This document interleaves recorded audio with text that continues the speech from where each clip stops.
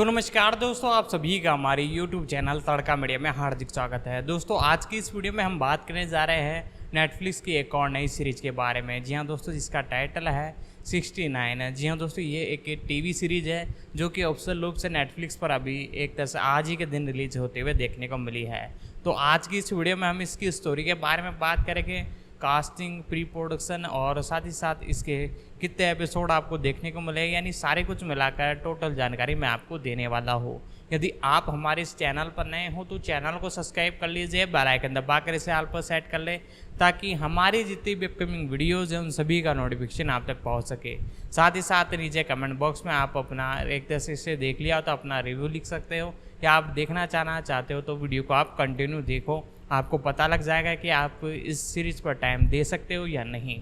तो दोस्तों, इसके बारे में अब बेसिक डिटेल से जानना चालू करते हैं। तो दोस्तों, आज की इस वीडियो में हम बात करने जा रहे हैं एक और नई मूवी के बारे में। 69 इसका टाइटल रखा गया है। जी हाँ दोस्तों, ये जो सीरीज है ये आपको ऑफिशियल रूप से नेटफ्लिक्स पर देखने को मिली है। तो आज की इस वीडियो में हम इसी मूवी के बारे में बात करेंगे, यानी इस टीवी सीरीज़ के बारे में बात करेंगे जो कि आपको नेटफ्लिक्स पर अभी हाल ही में कल ही के दिन देखने को मिली। इसकी सारी कुछ डिटेल, सारी कुछ जानकारी मैं आपको बताने वाला हूँ। तो यदि आप हमारे इस चैनल पर नए हो तो पहले तो चैनल को सब्सक्राइब कर लीजिए, बेल आइकन दबा कर इसे ऑल पर सेट कर ले ताकि हमारी जितनी भी अपकमिंग वीडियोज़ हैं उन सभी का नोटिफिकेशन आप तक पहुँच सके। डेविन होन्स के बारे में जानते हैं जो कि इस मूवी के अंदर आपको मुख्य भूमिकाओं में देखने को मिले। 3 के बारे में सारी कुछ जानकारी मैं आपको बताने वाला हूँ। तो वीडियो को लाइक कर दीजिए, चैनल पर नए हो तो चैनल को सब्सक्राइब कर दीजिए। डेविन होरस के बारे में बताया जाए तो जिन्हें माइंस के नाम से भी जाना जाता है, ये एक थाई अभिनेता, मॉडल और एक सिंगर है जिन्होंने 2010 में नागोल कैम्पैथ श्रृंखला में प्रमुख भूमिकाओं के रूप में अभिनय की शुरुआत की। वी सनी सुरमेथन के साथ फिल्म हर्ट अटैक उर्फ फिल्सन में प्रसिद्ध हुई। उनके अन्य उल्लेखनीय कृतियाँ मारियन मॉरियंस के साथ सडनली ट्वीट और माई एम्बुलेंस और पी मार्क पर वेचिरन विचन के साथ इस्फोर्ड है। उन्होंने अपने काम के लिए कई पुरस्कार जीते जिनमें एक तरह से ब्लॉकन क्रिस्ट एस्पिलियन अवार्ड में सर्वश्रेष्ठ अभिनेता और थाई फिल्म डायरेक्ट अवार्ड में लगातार 2 वर्षों तक सर्वश्रेष्ठ अभिनेताओं और फिल्म फ्रीसिन के 25वें सूबेस और अवार्ड्स में सर्वश्रेष्ठ अभिनेता शामिल है। 2023 में उन्होंने 46वें global arts and television shooting awards में सर्वश्रेष्ठ ग्लोबल टेलियन लीडिंग एस्टोन पुरस्कार जीता। इनके बारे में सारी डिटेल में बताऊँ तो 16 मई 1992 को इनका जन्म हुआ था और तकरीबन 41 साल इनकी उम्र है। थाईलैंड में हुआ था।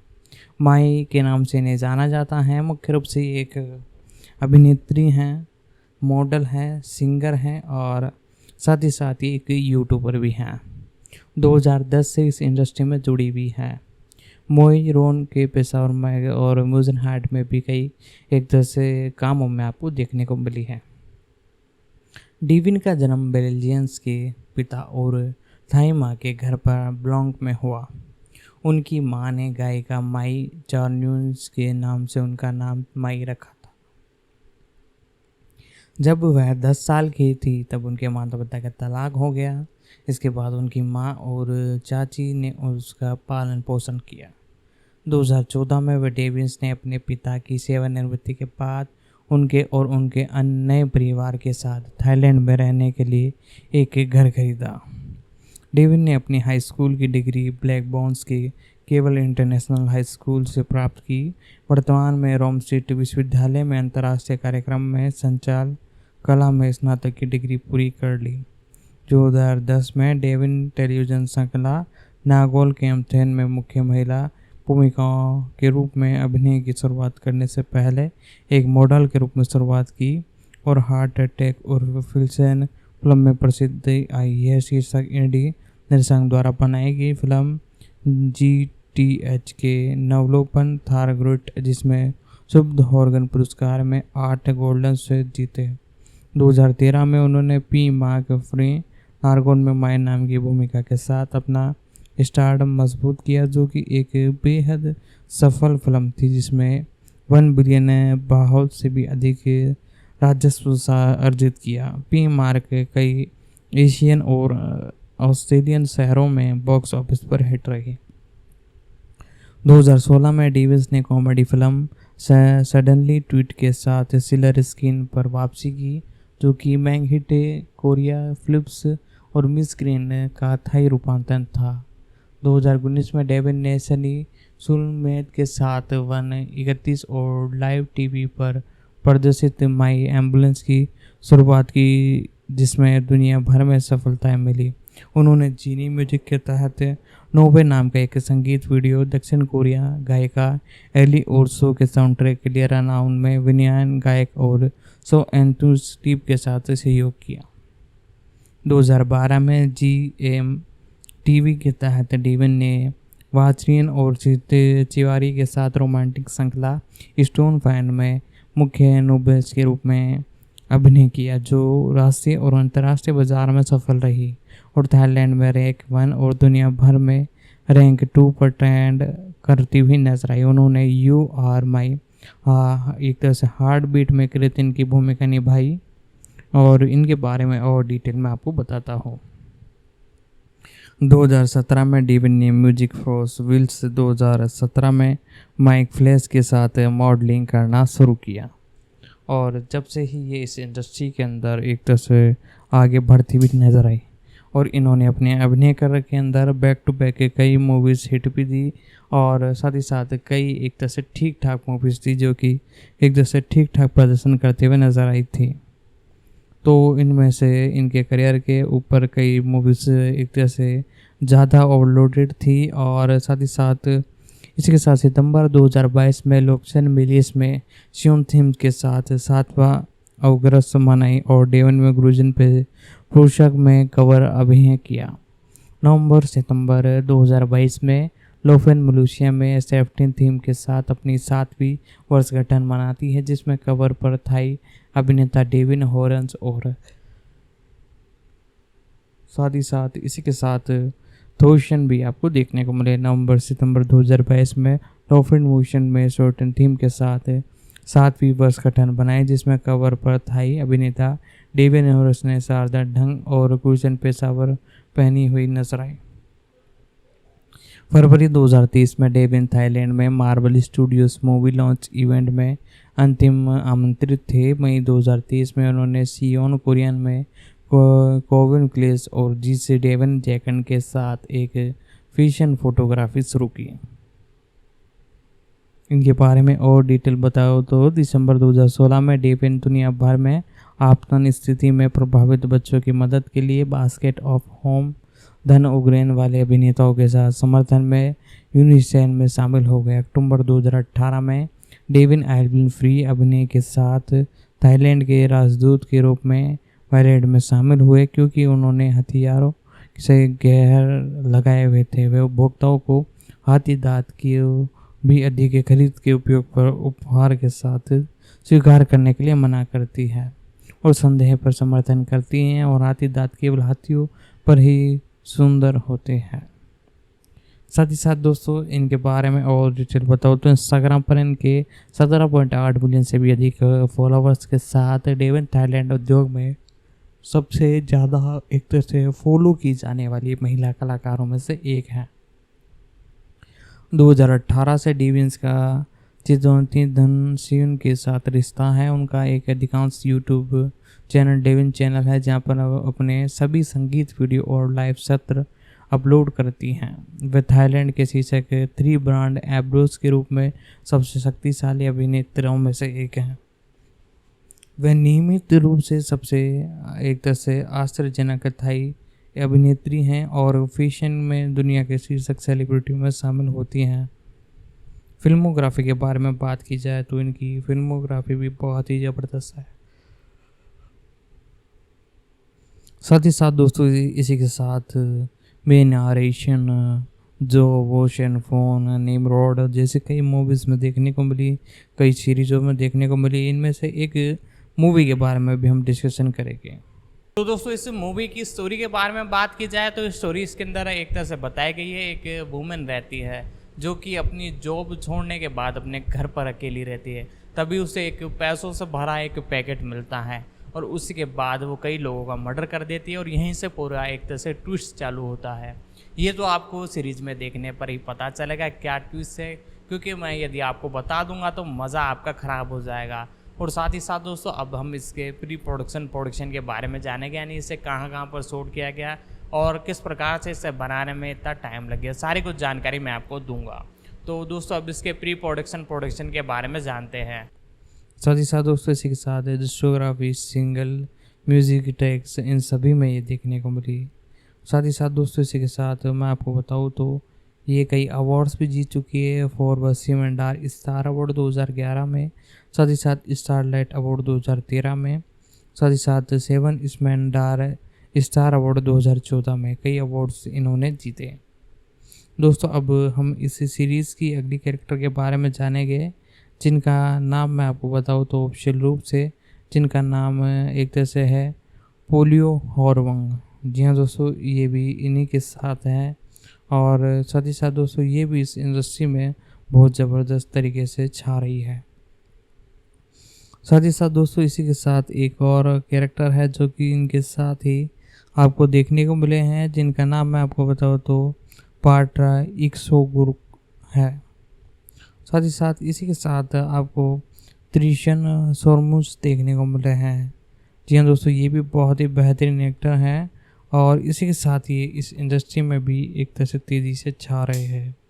साथ ही साथ दोस्तों इसी के साथ हम इन सभी के बारे में तो जान ही चुके हैं और साथ ही साथ जितनी भी और भी अपडेट होगी वो सारी कुछ मैं आपको बताता रहूँगा। यदि आप चैनल पर नए हो तो हमारे इस ऑफिशियल यूट्यूब चैनल को सब्सक्राइब कर लीजिए, बेल आइकन दबा कर इसे ऑल पर सेट कर ले।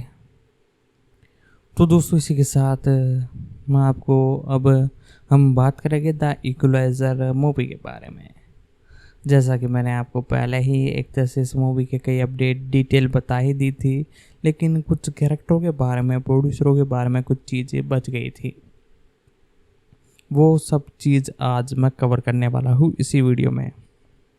तो दोस्तों इसी के साथ अब हम इन कैरेक्टरों के बारे में भी सारे कुछ डिटेल जान चुके थे और अब हम जैसा कि मैंने बताया कि अब हम पहले प्रोड्यूसर के बारे में जानेंगे इस मूवी के और उसके बाद इस मूवी के और भी कैरेक्टरों के बारे में। तो सबसे पहले जो एक तरह से प्रोड्यूसर जिन्होंने इन्हें बनाया है उनके बारे में जानते हैं। टॉड ब्लेट 9 फरवरी 1960 को इनका जन्म हुआ। एक अमेरिकन फिल्म निर्माता हैं जिन्हें द परफेक्ट ऑफ हेल्प 2006 के लिए जाना जाता है। जी हाँ दोस्तों, ये इस इंडस्ट्री में बहुत पुराने हैं। The tanking of the palace 1 to 3 2009 में, द इक्वलाइज़र 2014 के लिए और भी कई फिल्में हैं इनकी और 1986 से इस इंडस्ट्री में काम कर रहे हैं। अब हम जानते हैं इस मूवी के अगले एक तरह से प्रोड्यूसर के बारे में। जेस्के एंड ऑस्टिन प्रोडक्शन LLC, जिन्हें आमतौर पर एस्केप ऑस्टिन के नाम से जाना जाता है, एक स्वतंत्र रूप से विद्युत मिशन पिक्चर और टेलीविज़न प्रोडक्शन कंपनी जिसका सोनी पिक्चर एंटरटेनमेंट के साथ first look new fleece deal है, जिसके प्रमुख पार्टनर स्वीडन टिस्टोन ब्लैक और जेसन ब्लूमेथ हैं। इनके बारे में और डिटेल बताऊँ तो 2001 में टोल्ड ब्लेड और जेसन बुलमेथ के साथ ब्लैक एंड ब्यूट और स्टीम टीम कंपनी के साथ प्लान होकर स्पेन नोटन का निर्माण शुरू किया। एस्केप ऑस्टिन बैनर के तहत पहली निर्माता फिल्म ए नाइट टेल थी, जिसमें 2001 में हीथ लेजर ने अभिनय किया। 2005 के अंत में एस्केप ऑस्टिन ने द वेदरमैन रिलीज़ की, जो कि गोर वेस्टन द्वारा निर्देशित और निकोलस केज और माइकल केन द्वारा अभिनीत थी। उनकी अगली film the Pursuit of Happiness ग्लेबर मुर्चन द्वारा निर्देशित ब्लू थिन द्वारा अभिनय और दिसंबर 2006 में रिलीज़ हुई, दुनिया भर में टिकट बिकी और 300 बिलियन से भी अधिक की कमाई की। साथ ही विल स्टीन को सर्वश्रेष्ठ अभिनेता के लिए पुरस्कार और गोल्डन ग्लोब नामांकन प्राप्त किया। साथ ही साथ दिसंबर 2008 में रिलीज हुई 2009 के स्कॉन ऑस्टिन के अंदर भी मुख्य रूप से मुख्य भूमिकाओं में इन्हें एक तरह से जाना गया और ऑफ प्लेज 123 रिलीजिंग और टोन स्टोर द्वारा निर्देशित डेंटल वॉशिंगटन और जॉन द्वारा अभिनय किया गया। फरवरी 2013 में 12 वर्ष बॉबी डेवन ब्रूडफ्रिट की पार्टनर इसके नॉर्टन के रूप में पदोन्नति की गई। अक्टूबर 2014 में कंपनी में FX प्रोडक्शन के साथ अपना फास्ट लुक समझौता किया और अगस्त 2019 में MGM टेलीविजन के साथ स्कोर होस्टिंग के साथ अपनी पहली डील का हस्ताक्षर किया। द नाइट्स टेल 2001 में और द परफेक्ट ऑफ हैप्पीनेस और एंटरटेनमेंट के साथ 2006 में। साथ ही साथ द इक्वलाइजर 2014 में और रोमन जे इल्जन 2017 में। द इक्वलाइजर 3 के अंदर आपको कंटिन्यू देखने को मिले हैं। तो दोस्तों अब हम अगले कैरेक्टर के बारे में जानते हैं। जी हाँ दोस्तों, जिनका बारे में मैं बात करूँगा उनका नाम है डेविन डेनमैन। जी हाँ दोस्तों, डेविन डेमेंस के नाम से भी इन्हें जाना जाता है। डेविन डेनमैन के नाम से इनका ओरिजिनल नाम है। 25 जुलाई 1973 को एक अमेरिकन अभिनेता के रूप में इनका जन्म हुआ। इन्हें द रिप्लेमेंट्स में अपनी फिल्मी करियर की शुरुआत की और उन्होंने अपना फीचर क्रेडिट बिग फिशन और मेयर गोम और द नाइट पुलिस और ए स्टोज कॉल्स और स्मार्ट पीपल, साथ ही साथ इसी के साथ वीमेन एंड चिल्ड्रन और गिफ्ट शामिल था। 13 घंटे बाद पावर रेंजर्स और लीगल्स इज और साथ ही साथ पेजल और आईब्रेट और the equalizer 3 back to back कई मूवीज दी है इन्होंने और 25 जुलाई 1973 को इनका जन्म हुआ था और तकरीबन 50 साल इनकी उम्र है। इन्होंने इस इंडस्ट्री के लिए कई बैक टू बैक काम किए हैं और बैक टू बैक कई मूवीज़ भी दे चुके हैं, जिनमें से कईयों के बारे में तो हमने आपको बता ही दिया। बाकी आप जिसके बारे में भी जानना चाहते हो आप कमेंट कर सकते हो। और इसी के साथ अब हम इनके बारे में बेसिक डिटेल से और डिटेल आपको बताते हैं। मुख्य रूप से ये एक अभिनेता है, 1974 से इस इंडस्ट्री में काम कर रहे हैं और मुस्टेन मेजन इनकी जीवन साथी 2014 में टेलीविज़न पर डेनमैन और NBC स्किन ऑफ बीवन के पूर्व गेम ऑफ थ्रोन एडन की भूमिकाओं के लिए सबसे ज़्यादा जाने जाते हैं, जिसके लिए उन्होंने कलाकारों की टुकड़ी के सदस्य के रूप में SLG पुरस्कार अर्जित किया। उन्होंने HBO समिति श्रृंखला के नाटक मारियन ऑफ इस्टाउन और फ्रेशन हीनास के रूप में भी अभिनय किया। प्रारंभिक जीवन के बारे में बात की जाए तो डेनमैन का जन्म न्यूपोर्ट जीवन कैलिफोर्निया में हुआ। साथ ही साथ दोस्तों इसी के साथ इनके बारे में और डिटेल में बताता हूँ। जब वह 9 साल के थे तब वह उनका परिवार सेल्विस वॉशिंगटन चला गया और फर्म में रहते हुए जो कि ओर्लन क्राउन कैलिफोर्निया लौटने से पहले 2 साल तक चली। उन्होंने फाउंटेन वेलिन हाई स्कूल में स्नातक की उपलब्धि प्राप्त की, जहाँ सहपाठी में अभिनेता और एमर मेटवालियन और लेखन निर्देशक कैनबर्ग के साथ शामिल हुए और बाद में उन्होंने सैन एंड फ्रूशन कैलिफोर्निया में अमेरिकन काउंसिल थिएटर में फैशन कैलिफोर्निया में अमेरिकन इवेंट्स के साथ एक तरह से मुख्य रूप से गर्मीकालीन प्रशिक्षण और कांग्रेस में भाग लिया, जिनमें ऑर्जेंस के अंदर मुख्य भूमिकाओं में आपको ये देखने को मिले। साथ ही साथ बैक टू बैक इन्होंने भी कई सुपरहिट मूवीज़ दी और कई बढ़िया काम किए। इन्होंने अपने करियर के अंदर एक तरह से कई काम किए, जैसा कि मुख्य रूप से उन्होंने सैन फ्रिशन कैलिफोर्निया में अमेरिकन एजवेंट थिएटर में गीतकालीन प्रशिक्षण में भी भाग लिया था और बेंचर ऑफ फाइल्स के अंदर भी मुख्य भूमिकाओं में एक तरह से देखने को मिले हैं। और इनके बारे में और डिटेल में आपको बताता हूँ। यदि आपको हमारी ये वीडियो पसंद आ रही है तो वीडियो को लाइक कर दीजिएगा, चैनल पर नए हो तो चैनल को सब्सक्राइब कर लीजिएगा, बेल आइकन दबाकर इसे ऑल पर सेट कर ले।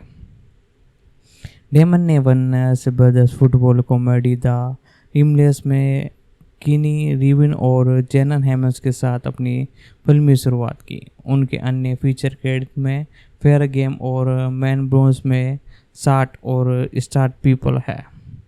साथ ही साथ उनकी 2013 की फिल्म में आफ्टर अर्थ और जोबन ब्यूट और प्रोपेट शामिल है। 2016 में डेनमैन ने माइक को बी की फिल्म 13 ओवर्स में अभिनय किया और 2012 में बैगजिल पहल में द ऑफिस के अलावा डेमस ने अन्य टेलीविजन भूमिकाओं में समीक्षाओं द्वारा प्रसिद्ध और काल्पनिक फॉक्स कॉमेडी में ट्रैफिक लाइट पर एक माइक रील्स और रॉबर्ट किनमैन की एक तरह से अल्पकालीन हॉरर श्रृंखला आउटरन में एक तरह से सामान्य भूमिकाओं में देखने को मिले और डो ट्रे डीमन पर टेनियंस के रूप में, एजल्स पर स्किन द डेमंस के रूप में और दोबारा नजर आए।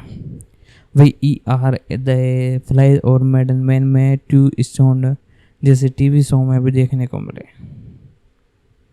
और साथ ही साथ डेनमैन की शादी 2001 में 1 से 2010 तक निकी बेन से हुई और सितंबर 2014 में डेमन ने अपने और पूर्व मॉडल मिशन मैन से शादी की। दंपति का पहला बच्चा केशन जनवरी 2018 में हुआ। उनका दूसरा बच्चा सागन मई 2021 में हुआ।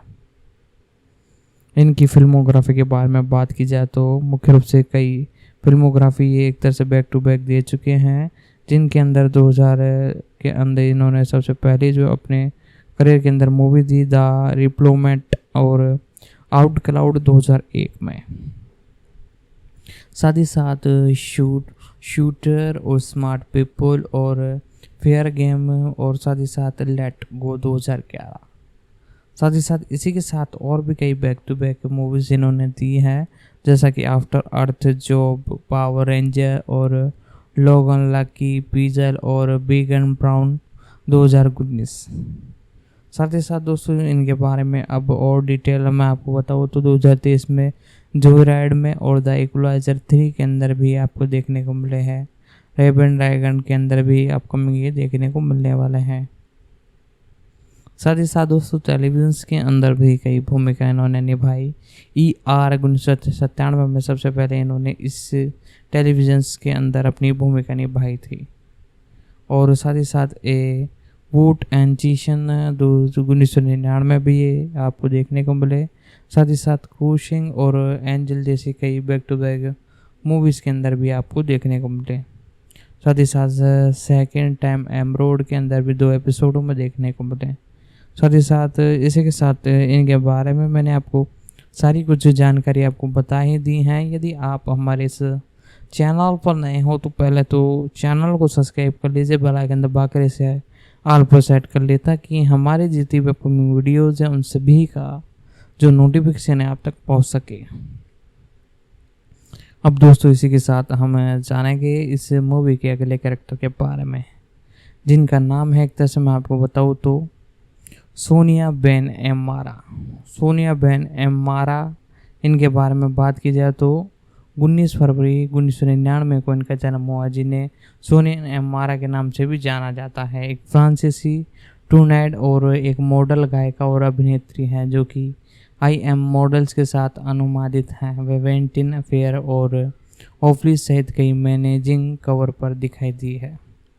19 फरवरी 1999 को इनका जन्म हुआ था और तकरीबन 24 साल इनकी उम्र है। पेरिस फ्रांस में हुआ था। दक्षिण कैलिफोर्निया विश्वविद्यालय से ये एक तरह से ग्रेजुएट है।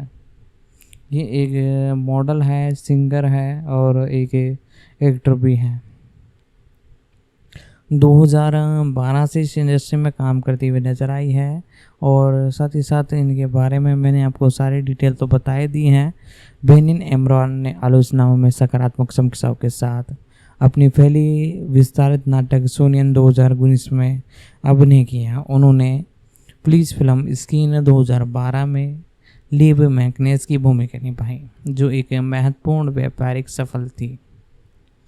और इनके बारे में अब सारी डिटेल मैं आपको बताता हूँ। सोनियन बेनन एम मारा का जन्म 19 फरवरी 1999 को पेरिस फ्रांस में हुआ। वह एक अभिनेत्री बीटेन नी सोजूस की बेटी है। उनकी माँ पुलिस वंश की थी और उनके ट्यूनीशियन मूल के पिता बर्तन बर्बन और मृतक विशन वंश के हैं। उनका पालन पोषण मुस्लिम परिवार में हुआ। उनकी पहली माँ कैथो धर्म में इस्लाम में परिवर्तित हो गई। उनकी मौसी दादी बहन और विशन आम्र ट्यूशन और राष्ट्रपति हैबिसबर्ग की पत्नी है। साथ ही साथ उन्होंने अमेरिकन स्कूल ऑफ पेरिस में स्नातक की उपलब्धि प्राप्त की। 2017 में दक्षिण कैलिफोर्निया विश्वविद्यालय में भाग लेना शुरू की। साथ ही साथ दोस्तों इनके बारे में मैंने आपको सारी कुछ जानकारी थोड़ी बहुत और बची है वो और बता देता हूँ, फिर अगले कैरेक्टर के बारे में हम जानेंगे। 2012 में बेनन एम्पायर और स्टेज म्यूजिक 1989 में लेनन और ऑर्टन बेशन की भूमिकाओं में अपने अभिनय की शुरुआत की। 2013 में वह फिल्म जैम्प्लूस में दिखाई दी। 2016 में उन्होंने IMG मॉडर्न्स के साथ अनुभव किया। तब से वह डोलन एबन ग्रीन और साथ ही साथ इसी के साथ हार्बन बारबन लव ऑफ फूशन के पात्रों में दिखाई दी है। बैनर अमर ने 2017 में पैटिन क्रिस्ट के गीत क्रिश्चियन केमलेस में एक विशेष कलाकार के रूप में संगीत की शुरुआत की। 2 साल बाद बैनर एमलेस ने अपना पहला एकल बर्ड जारी किया, जिसमें उन्होंने पहली विस्तृत नाटक का मुख्य ट्रैक जो कि 2019 में रिलीज हुआ और उस नाव में सकारात्मक समीक्षाएं मिली। पेपर पत्रिका ने लिखा कि वह डार्क पॉप दृश्य में अच्छी तरह फिट बैठ रही है और उनकी तुलना हेली बॉक्स पर की गई। सितंबर 2020 में यह घोषणा की गई कि बैनर एमरस पर एक जैसे 5वीं स्क्रीन फीचर फिल्म 2022 में लीवन मैकेज के साथ में अभिनय करेंगे, जिसमें मेटन ब्रेटन ओपनिंग और टायर जिलेट द्वारा निर्देशित किया गया। भूमिका की भी तैयारी की। उन्होंने वर्कन एरबिन बताया और उन्होंने प्रत्येक समीक्षा को दोबारा देखा और वास्तव में अपने किरदार में एक तरह से टल गई। ये मेज़बानी उन्होंने वास्तव में स्क्रिप्ट को कई बार पढ़ा और कई एक तरह से दर्शकों को आगे बढ़ाने के लिए की। यह सेट पर लगातार चलने पर एक तरह से मजाक बनाने के लिए लोग सोचते थे इनका, और 14 जनवरी 2022 को इसे रिलीज़ किया गया था। इनकी फिल्मोग्राफी के बारे में बात करते हैं। 2013 में जेम्पोलोप में देखने को मिली है और चीक 2022 में और तुल्यकार 2003 में मुख्य भूमिकाओं में आपको ये देखने को मिली है। साथ ही साथ दोस्तों थिएटर में भी ये 2013 में एक बार ही देखने को मिली, बाकी और ज़्यादा कुछ इन्होंने काम इस इंडस्ट्री को नहीं दिया है। और दोस्तों अब हम अगले कैरेक्टर के बारे में जानते हैं, जिनका नाम है रैम्बो ग्रोमो। एक तरह से इन्हें रैम्बो गिरनेव के नाम से भी जाना जाता है। 1 दिसंबर 1948 को इनका जन्म हुआ। एक इतालवी फिल्म और मंच अभिनेता हैं। उन्होंने महाकाव्य, टीवी मिनी सीरीज सा पीरियड और द ऑपरेंट में तीनों कैरेक्टर की भूमिका निभाने के लिए एक उपलब्धि हासिल की। वह लिव बार्नेट में एक इतालवी अमेरिकन भीड़ मालिक के रूप में दिखाई दिए। उन्होंने फोर्डन बनाम पेरिस में एल्जोन फेनिस के रूप में दिखाई दिए। साथ ही साथ इसी के साथ और भी कई भूमिकाओं में ये आपको मुख्य रूप से देखने को मिले। इनके अभिनय करियर के बारे में भी मैं सारी कुछ जानकारी आपको दूंगा। यदि आपको वीडियो पसंद आया तो वीडियो को लाइक कर दीजिएगा। तो दोस्तों इस सीरीज के बारे में बात की जाए तो टोटल मिलाकर 8 एपिसोड टोटल बताए जा रहे हैं। और लैंग्वेज की बात की जाए तो आप नीचे दिए गए लिंक के हिसाब से अपनी कंट्री के हिसाब से अपनी लैंग्वेज देख सकते हैं। आपके कंट्री में ये अवेलेबल है या नहीं, आप नीचे दिए गए लिंक पर जैसा ही क्लिक करोगे तो आपके सामने सारी कुछ चीज़ें इंटरफेस ओपन हो जाएगा। और इंग्लिश में तो बेसिकली ये अवेलेबल ही है और हिंदी में भी शायद अभी डब कर इसे रिलीज़ किया जाएगा। और आगे बढ़ने से पहले मैं आपसे यही कहना चाहता हूँ, यदि चैनल पर नए हो तो पहले तो चैनल को सब्सक्राइब कर लीजिए, बेल आइकन दबाकर इसे ऑल पर सेट कर ले, ताकि हमारी जितनी भी अपकमिंग वीडियोज़ हैं उन सभी का नोटिफिकेशन आप तक पहुँच सके। साथ ही साथ दोस्तों एक प्यारा सा कमेंट बॉक्स में लिख दें, हम उस पर डेफिनेटली वीडियो लाने की कोशिश करेंगे। तो दोस्तों अब इस सीरीज़ के बारे में और इसके कास्टिंग के बारे में जानते हैं। 1 दिसंबर 1948 को इनका जन्म हुआ। लगभग 74 साल, एक तरह से 75 ही मान लीजिए, 75 साल के ये हो चुके हैं। एस्मेर ब्रिटेंसियनियस में इरियट में इनका जन्म हुआ। मुख्य रूप से ये एक अभिनेता हैं और 1991 से इस इंडस्ट्री से जुड़े हुए हैं। इनकी फिल्मोग्राफी के बारे में बात करते हैं तो महिषन विरोधी 1994 में ये मुख्य रूप से देखने को मिले और 1997 में इला गोरबिंस में। साथ ही साथ दोस्तों इनके बारे में और डिटेल बताओ तो 1994 में मिशन विरोधी में आपको देखने को मिली। साथ ही साथ ईशन ग्रोबन 1987 में और बैक टू बैक कई मूवीज़ में ही आपको एक तरह से देखने को मिले। तो दोस्तों इस मूवी के जो कैरेक्टर थे उन सभी के बारे में हमने आपको सारी डिटेल बता दी है। तो दोस्तों आज की इस वीडियो में हम बात करने जा रहे हैं एटलोन फुकवान के बारे में। तो दोस्तों बहुत ही बेहतरीन अंदाज में हम अब इन कैरेक्टरों के बारे में जानते हैं, यानी एक तरह से कैरेक्टरों के बारे में जान लिए। ये एक एक्टर भी हैं और डायरेक्टर भी हैं। एंटो फुकवा एक अमेरिकन फिल्म डायरेक्टर और एक्टर भी हैं जो एक्शन थ्रिलर शैली में अपने काम के लिए जाने जाते हैं। उन्हें मूल रूप से संगीत वीडियो के डायरेक्शन के रूप में जाना जाता है। उन्होंने 1988 में द रिप्लेस क्लीस के साथ अपनी पहली फिल्म की शुरुआत की। उनकी महत्वपूर्ण सफलता 2001 की अपराध थ्रिलर ट्रेनिंग डे थी। साथ ही साथ दोस्तों 30 मई 1965 को इनका जन्म हुआ। 58 साल इनकी उम्र है। ट्यूसबर और पेस्टन यूएसए में हुआ। मुख्य रूप से ये एक फिल्म डायरेक्टर है, निर्माता हैं। 1972 से इस इंडस्ट्री में जुड़े हुए हैं।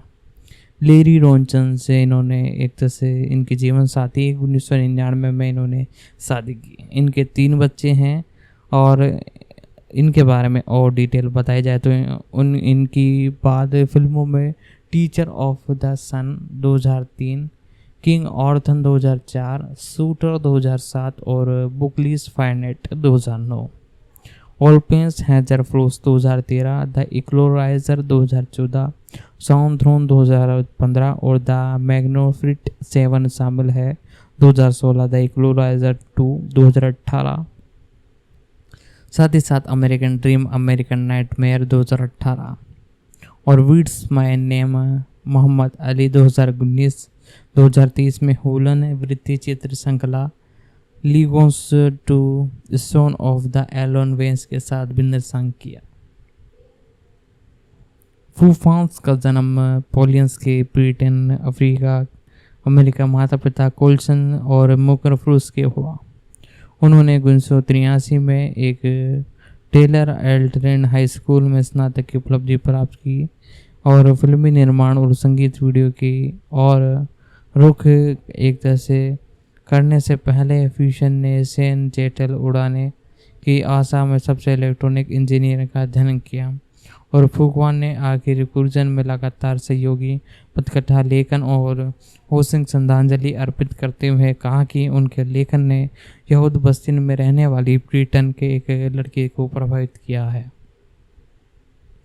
साथ ही साथ दोस्तों इसी के साथ अब हम जानेंगे इस मूवी के और इसी एक तरह से कैरेक्टर के बारे में सारी कुछ डिटेल। और जी हाँ दोस्तों, किस प्रकार से ये इस इंडस्ट्री में जुड़े सारी कुछ जानकारी मैं आपको बताता हूँ। फोकस ने अपने एक शुरुआती करियर में टोनी ब्रूट और स्टीफन वर्ड और पीशन ऑफ लोकप्रिय कलाकारों के रूप में संगीत वीडियो का निर्देशन करके उन्हें क्लूसन द्वारा गैंगस्टर पैराडाइज वीडियो में मिशोन फीप्रंग को निर्देशन किया, जिसका उपयोग जेनी ब्रूकनेस की सफल फिल्म डैनियल मैच को बढ़ावा देने के लिए किया। साथ ही साथ दोस्तों इनके बारे में और डिटेल में आपको बताता हूँ। 1988 के बाद मुख्य रूप से फुकन ने मुख्य रूप से एक फीचर फिल्म में अभिनय किया, निर्देशक के रूप में काम करना शुरू किया और टाइम्स पत्रिका के लिए वे एक चंद्रा जी लेक और फुकन ने एक फिल्म निर्माता के रूप में कुर्नोन प्रति और प्रारंभिक सम्मानित व्यक्ति किया, अपने स्वयं के दृष्टिकोण को प्रभावित किया और इसके साथ मुख्य रूप से ऑर्गन शक्तिशाली और हर दिन के साथ मुख्य रूप से देखने को मिले। और यह सब न्याय के बारे में था और यह सब बलिदान के बारे में भी एक तरह से इसमें बताया गया था। उनकी पहली फीचर फिल्म जॉन व्यू निर्मित एक्शन फिल्म द रिफ्लेक्ट क्लिस 1988 में थी। उन्होंने चाओ यून फ्रेट ने अभिनय किया और एक एक्शन कॉमेडी पैट 2000 में अभिनय किया, जैम बॉक्स में अभिनय किया। इसके बाद उन्होंने क्राइम थ्रिलर ट्रेनिंग डे 2001 का निर्देशन किया, जिसके लिए स्टार डेनियल वॉशिंगटन में सर्वश्रेष्ठ अभिनेताओं का अकादमी पुरस्कार जीता। उनकी अगली film action war drama Tears of the Sun 2003 थी और Arthurian legend film King Arthur 2004। और इसी के साथ corporation action thriller Shooter 2007, crime thriller Brooklyn's Finest 2009 और एक्शन थ्रिलर थी ओपलन हैज एंड फ्लोज 2013 और द इक्वलाइजर 2014, जिसमें वह बाद में फोकस को फिर से बेजन वॉशिंग के साथ जोड़ते हुए नजर आए। 2011 में उनकी एथन अभिनेता सक्रिय फॉक्स पैटर्न एग्रेस का निर्देशन किया। साथ ही साथ उन्होंने वेसन व्रीट के साथ comic book mini series of red dark में से निर्माण किया, जिसे पीटर मिलिस ने लिखा और जेफ नेटन द्वारा चित्रित किया गया। वह टेमर शूटर्स के अधिकारी पर निर्देशन करने वाली और लेकिन फोकस के रैपर एनिमेट की दूसरी फीचर फिल्म साउथर्न 2015 का निर्देशन करने की अनुमति देने के लिए परियोजना को स्थगित कर दिया गया और एनिमेन ने बाद में उन्हें संगीत पर ध्यान केंद्रित करने के लिए साउंड हॉर्न छोड़ दिया और उनकी जगह जैक प्ली निग्रोस ने ले ली। साथ ही साथ दोस्तों इनके बारे में और डिटेल में बताओ तो फुकुआ की 2016 की फिल्म द मैकफ्रोट 7 इसी नाम की क्लूज 1986 में वेस्टर्न की रीमेक थी, जो कि कुलोवस की 1955 की फिल्म 7 समरिस की अमेरिकन रीमेक थी और डेजन वॉशिंगटन में सेथ मैरसोन्स की मुख्य भूमिका निभाई थी। 2018 में की शुरुआत में हुगस ने Fox medical drama series the Resident of कार्यकारी निर्माता के रूप में एक काम किया। 2018 में गवर्नमेंट में उनका थिएटर सीक्वेंस द इक्वलाइजर 2018 में रिलीज हुआ, जिसमें डेनियल वॉशिंग मुख्य भूमिकाओं में लौट आए।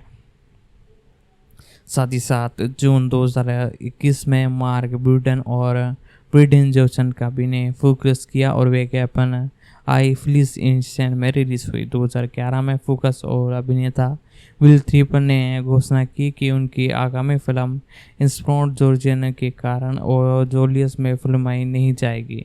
थिनर और फोकस ने संयुक्त बयान जारी किया और हम अच्छे विवेक में ऐसी एक तरह से प्रतिभा के लिए बनाए गए प्रतिभागी मतदान और कानून लागू कर रही है। 3 दिसंबर 2021 को उन्होंने नेटफ्लिक्स के साथ एक फर्स्ट लुक डील हस्ताक्षर की और पहला प्रोडक्शन कंपनी का नाम फुकुआ फिल्म्स से बदलकर हिलेडिस मीडिया एक तरह से रखा और बाद में उन्होंने पैरामाउंट टेलीविजन स्टूडियोज़ की एमटीवी एनिमेटेड स्टूडियोज़ के साथ एक सामग्री टेलीविजन समझौता का हस्ताक्षर किया। जनवरी 2023 में फुकुआस ने घोषणा की कि वह उनकी आगामी फिल्म परियोजना माइकल होगी, जिसमें माइकल जैक्सन के साथ बारियन में जीवन पर आधारित फिल्म है, जिसमें जैक्सन के भतीजे जाफर में जैक्सन ने अभिनय किया है और ग्रैंड किंग द्वारा निर्मित की गई है।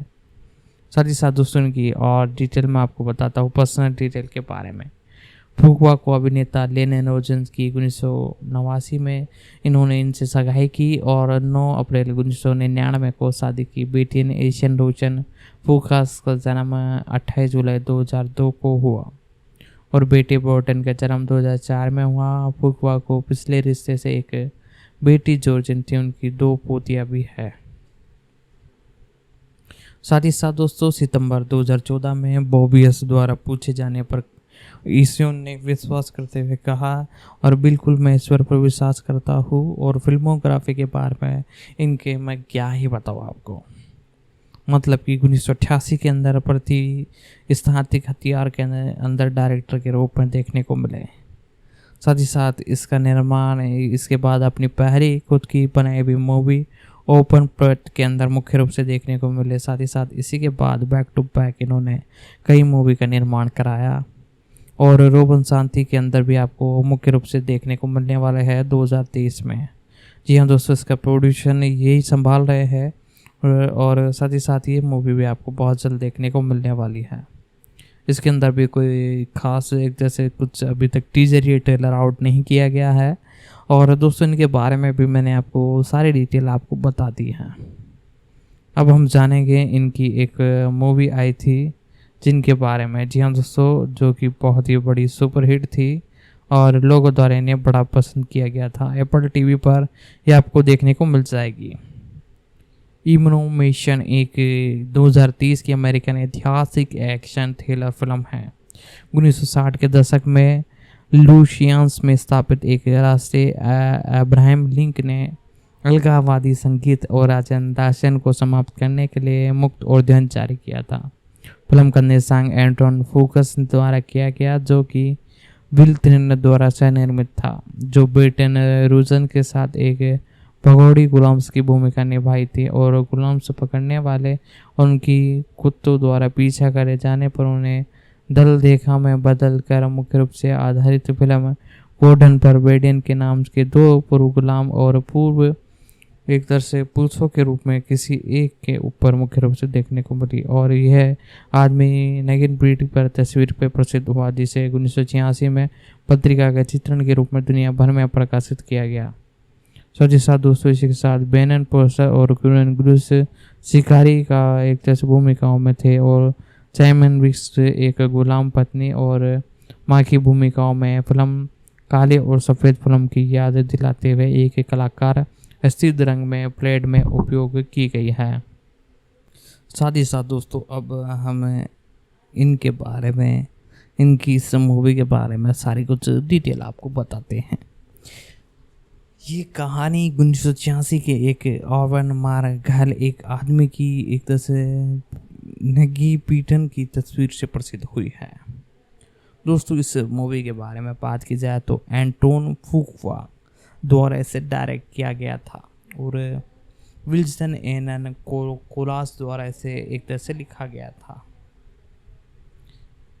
इसका प्रोडक्शन संभाला था टोन ब्लेड और जाया फोर्लेट ने और जॉन मेनन ने और विल स्टीन के साथ साथ और भी कई कलाकार देखने को मिले।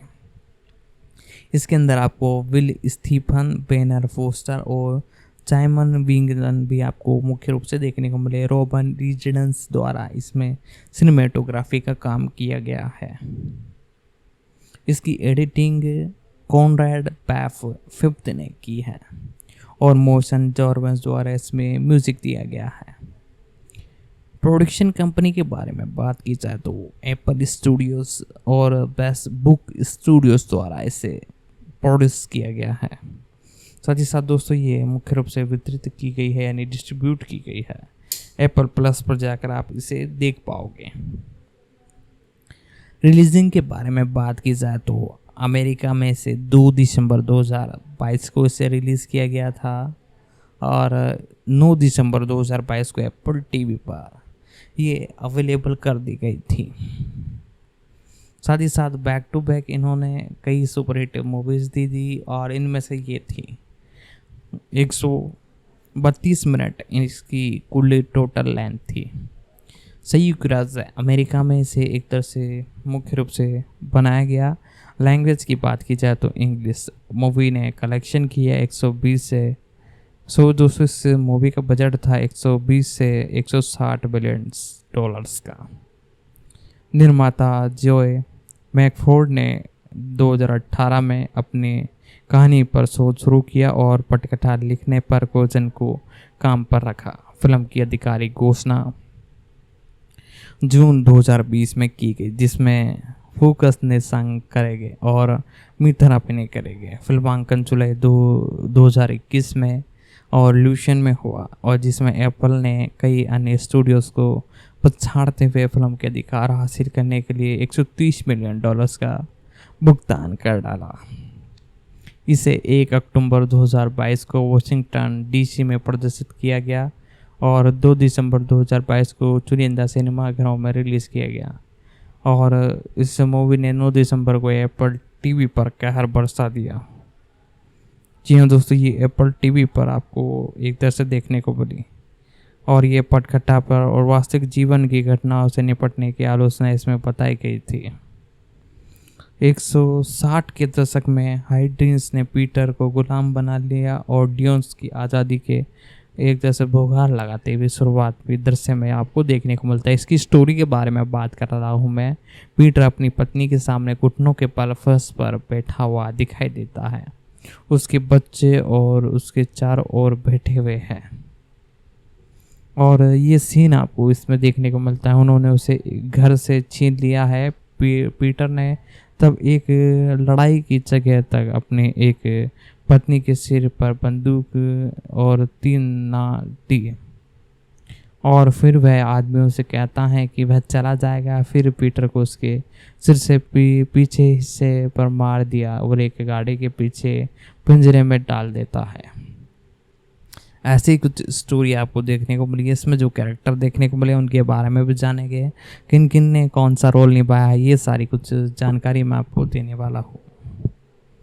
दोस्तों 15 जून 2020 को ये बताया गया कि विलियम्स एंस कोलस द्वारा लिखित और एक विशेष स्क्रिप्ट के आधार पर एंड्रो फुकवांस और विल थ्रेटन को इमलिशन में निर्देशन करेंगे। निर्माता जॉन मुख्य रूप से कैफ्रोड, जिन्होंने 2018 में फिल्म पर शोध और विकास शुरू किया और स्क्रिप्ट लिखने के लिए कोलजन की भर्ती की, और एप्पल द्वारा अंततः $130 मिलियन में अधिक वेतन पर अधिकार जीतने से पहले वनस ब्रदर एमबी और ल्यूज स्टूडियोज ने फिल्म पर बोली लगाई।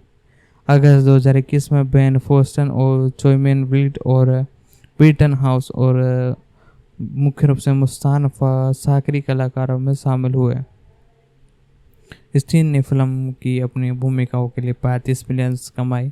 मुख्य फोटोग्राफी 3 मई 2021 को लॉस एंजल्स में शुरू होने की उम्मीद थी। बाद में इसे 21 जून 2021 को जॉर्जियन में शुरू करने के लिए आदि एक तरह से निर्धारित किया गया, लेकिन 12 अप्रैल को ये घोषणा की गई कि हाल ही में लगा चुनाव अखंड अभिनय 2021 के कारण फिल्म की शूटिंग कहीं और की जाएगी। ऑस्टिन ऑफ फुकवान ने इसे संयुक्त बयान ने कहा कि वह सबसे अच्छे विवाद में ऐसे सरकार को आर्थिक सहमति नहीं दे सकते और प्रतिभा की और मतदान कानून लागू करने और मतदाताओं के रूप में प्रतिपादित करने के लिए बने गए। स्थानीय रूप से अलग $15 की कमाई लागत बताई गई है और फिल्मांकन न्यू ऑर्लियंस में होने की घोषणा की गई थी। 12 जुलाई 2021 तक 21 अगस्त 2021 तक 2 अगस्त को मई सकारात्मक कोविड-19 परीक्षणों के कारण फिल्म 5 दिनों के लिए रोक दी गई। फिल्म के अंतिम कास्टिंग की घोषणा नवंबर और दिसंबर में की गई। म्यूजिक की बात की जाए तो फिल्म का स्कोर मॉसन चोरवेंस ने तैयार किया है, जिनमें फुकवांस के समझौते के अनुसार संगीत की आध्यात्मिक और अपरागित बताया है। साथ ही साथ दोस्तों 9 दिसंबर 2022 को लोकेशन द्वारा रिकॉर्ड किए गए ये साउंड ट्रैक रिलीज़ किए गए। मूवी रिलीजिंग के बारे में बात की जाए तो 1 अक्टूबर 2022 को वॉशिंगटन डीसी और एंग्रोसन ब्लेन कोस फाउंडेशन के 51वें विधान सम्मेलन में स्पॉन्स में स्क्रीनिंग संयोजित की गई, जिसमें बाद में स्टोन चर्च के साथ स्टीन फोकस स्थापित थी। इसे 24 अगस्त 2022 को लॉस एंजल्स में प्रदर्शित किया गया था। फिल्म का प्रीमियम 2 दिसंबर 2022 को सिनेमाघरों में हुआ। 9 दिसंबर को एप्पल टीवी पर स्ट्रीमिंग के लिए उपलब्ध किया गया। मई 2022 में उत्पादन में कई देरी हुई और 94 अकादमिक पुरस्कार में स्टीम द्वारा क्रिस थॉमस को थप्पड़ मारने पर विवाद और एप्पल से अत्यधिक विस्तृत फिल्म रिलीजिंग शेड्यूल्स के कारण फिल्म की रिलीजिंग के कथित तौर पर 2023 की संभावित तारीख पर विलंबित की गई। बाद में इसे इसकी अंतिम तिथि पर ले जाया गया। साथ ही साथ दोस्तों इस मूवी के कैरेक्टरों के बारे में और हम सारी कुछ जानकारी आपको बता देते हैं। तो दोस्तों इसी के साथ अब हम जानेंगे इस मूवी के कैरेक्टरों के बारे में जानते हुए चाइमन बिंगन्स के बारे में। चाउमिन बिंगन्स इनका नाम है, एक ऑस्ट्रेलियन अभिनेत्री हैं। इन्हें CBS श्रृंखला द गुड्स फाइट 2021 से 22 में कारमेन म्यूज के रूप से उनकी भूमिकाओं के लिए जाना जाता है। वह विल स्टीम के साथ ब्लैक बॉक्स इम्प्रेस में दिखाई दी और बिगवर्ड ने 2018 की थी लेजर चतुर्थी पुरस्कार जीता। 13 नवंबर 1995 को इनका जन्म हुआ। 87 साल इनकी उम्र है। पश्चिम ऑस्ट्रेलिया में इनका जन्म हुआ। ऑस्ट्रेलियन संगीत संस्था की एक तरह से शिक्षक ग्रेजुएट है ये और अभिनेत्री है। 2013 से इस इंडस्ट्री में काम कर रही है। इनके बारे में बात की जाए तो बिग बॉस का जन्म दक्षिण ऑस्ट्रेलिया के पार्थ में हुआ। वह जॉन अब्रास की बेटी हैं। उन्होंने साता मारियन कॉलेज में स्कूल में पढ़ाई की। बिजनेस की डिग्री हासिल करने के बाद बिग बॉस ने ऑपरेटर जगत में काम किया और बिग बॉस से सिडनी में ऑस्ट्रेलिया संगीत संस्थान में संगीत स्नातक की पढ़ाई करने के लिए विद्यालय लौट आए। उन्होंने अभिनय को पहले अंतिम विकल्प में से एक के रूप में चुना। उन्होंने अपनी संगीत की डिग्री के अलावा अभिनय करियर कोर्स भी पूरा किया और स्नातक होने के तुरंत बाद एक अभिनय एजेंट के साथ अनुभव किया।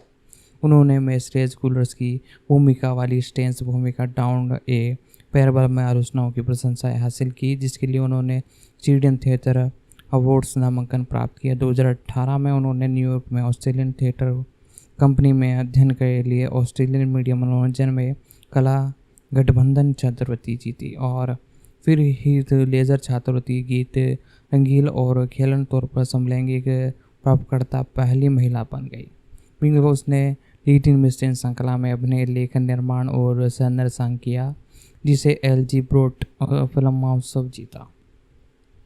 उन्होंने 2020 की science fiction horror film black holes में मिरर्ड ब्रुक्स के रूप में भी अभिनय किया, जो अमेजोन की वेलक्रूज ब्राउन्स और एंथोलॉजी फिल्म श्रृंखला का हिस्सा है। उन्होंने क्यू कोड के पोस्टकार्ड और द बेड फोटो के दोनों सीजन में फेल्बिन क्रोस की आवाज़ दी और कानूनी नाटक और द ग्रूट फैन में मार्बल मैस के रूप में उनकी भूमिका को शिकागो की एक तरह से ठंडी हवाओं के झोंके के रूप में सराहा की गई। और आपको तुरंत बता देते हैं कि यह मालिक है और उसे हेरिडेन एंड एश्यूड में शामिल होकर धूम मचा दी। कल्पना शिकागो लॉस एंजेलिस ने प्रभावी टीजन रोड और शोध समलेंगे के लिए निश्चित रूप से जटिल विकलांग की भूमिका भी निभाई है। उन्होंने एंटोन फुर्वस की फिल्म इम्प्रेशन 2022 में पीटर क्वीस्टीन की पत्नी ड्यून्स के रूप में अभिनय किया है।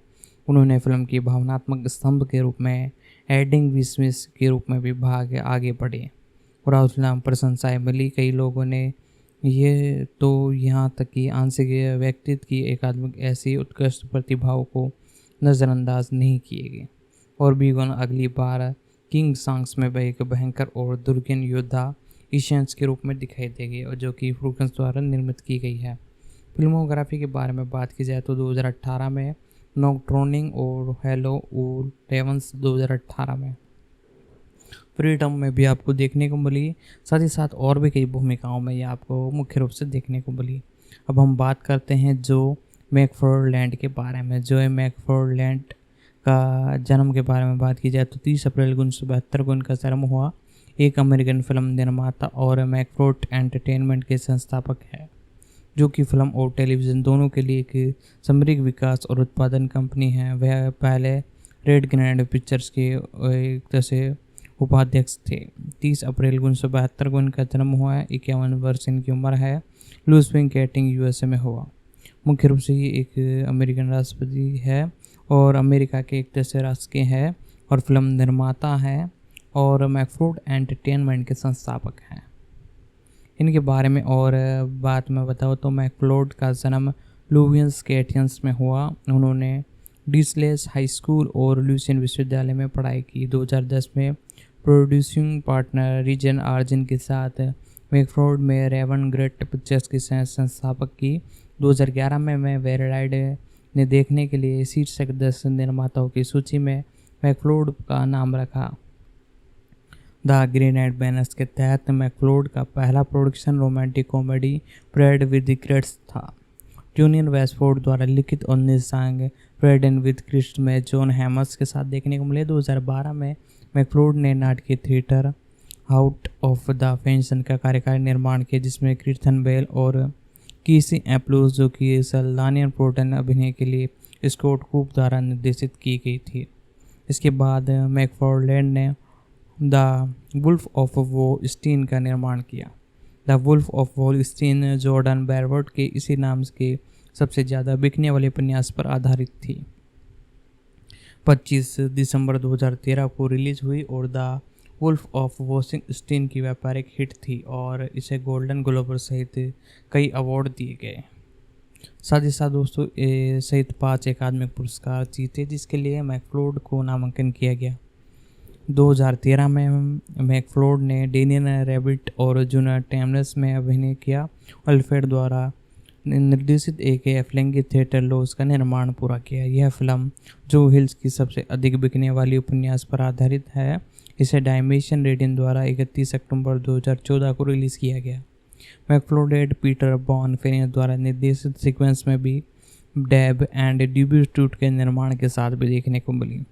मैकफ्लोड शॉन एटन्स और जॉन्स मेरियन द्वारा निर्देशित फिल्म डेडलीज होम के कार्यकारी निर्माता थे और न्यू ऑर्लियंस में फिल्माई गई और इसमें 2010 के बाद पहली बार विल फेरन और मार्क ब्लूस की जोड़ी बनाई और रेड ग्रिस पिक्चर्स और चेरन सेट प्रोडक्शन के सहयोग में पैरामाउंट पिक्चर्स के साथ फिल्म सह निर्माण और वितरण की भागीदारी थी। यह फिल्म 25 दिसंबर 2015 को रिलीज़ हुई थी और मैकफार्लेन में पॉली होम्स पर निर्माण किया, जो कि फ्रांसीसी अपराध हेनरी चोरेन की सबसे अधिक बिकने वाली आत्मकथाओं पर आधारित थी। पॉपी लॉन्च 24 अगस्त 2018 को रिलीज़ हुई। 2018 में उन्होंने टेलीविजन और फिल्मों दोनों के लिए मैकफ्लोड एंटरटेनमेंट नामक स्वतंत्र प्रोडक्शन कंपनी बनाई। दोस्तों मैं आपसे यही कहना चाहता हूँ, यदि आप चैनल पर नए हो तो पहले चैनल को सब्सक्राइब कर लीजिएगा, बेल आइकन दबाकर इसे ऑल पर सेट कर ले ताकि हमारे जितनी भी अपकमिंग वीडियोज़ है उन सभी का नोटिफिकेशन आप तक पहुँच सके। और आज की इस वीडियो में हमने 2 मूवीज़ को कवर किया, यानी सीरीज़ों को भी कवर किया, सारी कुछ अपडेट आपको बताई। यदि आप भी और भी किसी मूवी के बारे में जानना चाहते हो तो आप कमेंट कर सकते हो।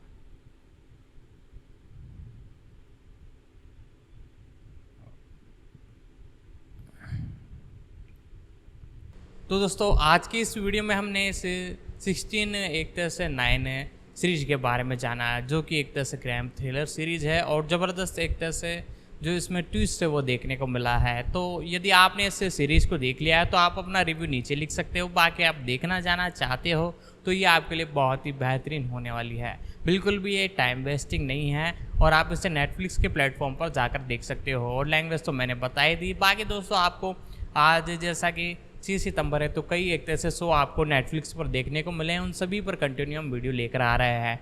अभी ये एक तरह से 69 पर है और धीरे धीरे चलकर आज के दिन जितने भी सीरीज है उन सभी की अपडेट फैक्ट डिटेल की वीडियो आपके लिए मैं लेकर आ रहा हूँ।